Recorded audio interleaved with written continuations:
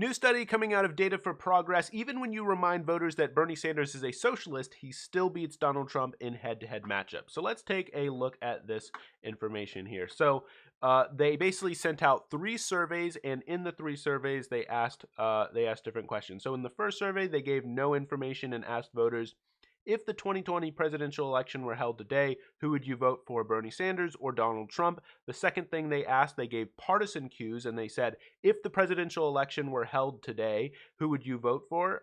Would you vote for Bernie Sanders, or would you vote for Democrat Bernie Sanders, or would you vote for Republican Donald Trump? And then the third thing they asked for was, if the presidential election were held today, who would you vote for? Would you vote for the Democrat Bernie Sanders, who wants to tax the billionaire class to help the working class? Or would you vote for the Republican Donald Trump, who says that Sanders is a socialist and who supports a government takeover of healthcare and open borders?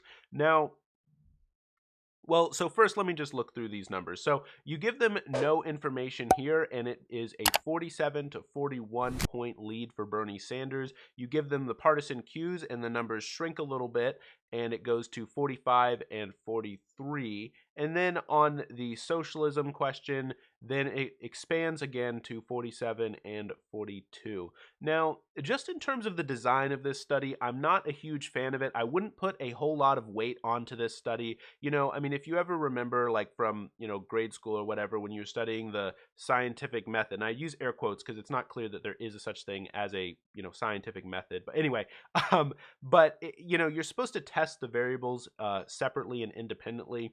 Here they combine the two.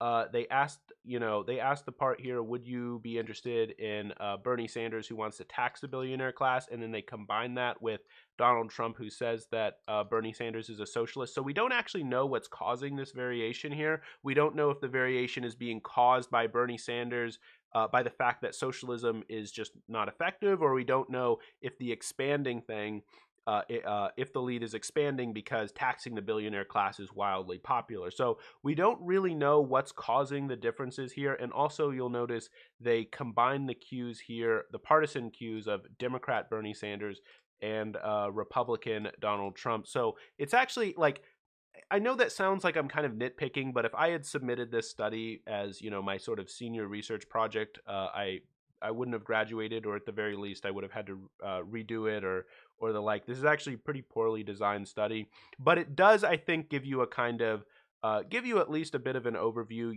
If Donald Trump wants to run a anti-socialist campaign against Bernie Sanders, it's not going to work. It's not going to be effective. It's not going to have the results that he wants it to have.